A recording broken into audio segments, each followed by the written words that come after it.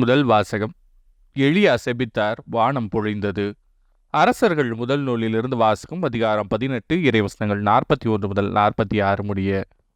அந்நாள்களில் எலியா ஆகாபை நோக்கி, நீர் போய் உணவும் பானமும் அருந்துவீர், ஏனெனில் பெருமழையின் ஓசை கேட்கிறது என்றார். ஆகாபு உணவும் பானமும் அருந்தச் சென்றவுடன் எலியா கார்மேல் மலையின் உச்சிக்கு ஏறிச் சென்று அங்கே தரையில் மண்டியிட்டு தம் முழங்கால்களுக்கு இடையே முகத்தை புதைத்து கொண்டார். பின்பு அவர் தம் பணியாளனை நோக்கி, நீ போய் கடல் பக்கமாய் பார் என்றார். அவன் போய் பார்த்து ஒன்றுமில்லை என்றான். எலியா அவனை நோக்கி, 7 முறை மீண்டும் சென்று பார் என்றார். 7ஆம் முறை அவன் சென்று பார்த்து, இதோ மனித உள்ளங்கையளவு சிறிய மேகம் ஒன்று கடலிலிருந்து எழும்பி மேலே வருகிறது என்றான்.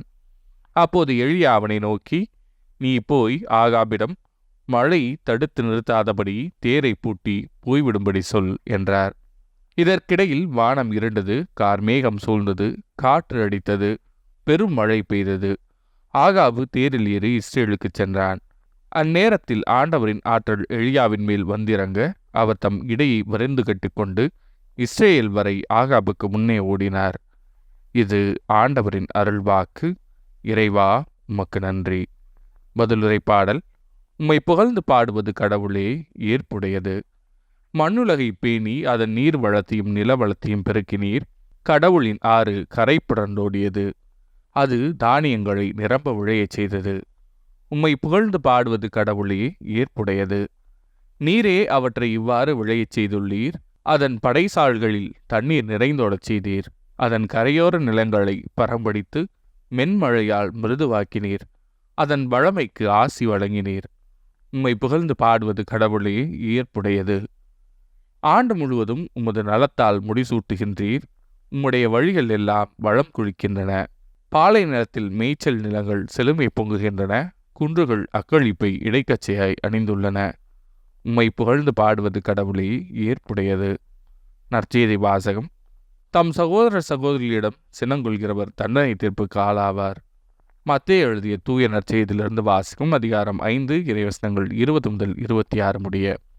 அக்காலத்தில் இயேசு தம் சீடரை நோக்கி கூறியது, மறைநூல் அறிஞர் பரிசேயர் ஆகியோரின் நெறியை விட உங்கள் நெறி சிறந்திருக்கட்டும். இல்லையெனில் நீங்கள் விண்ணரசுக்குள் புக முடியாது என உங்களுக்கு சொல்கிறேன்.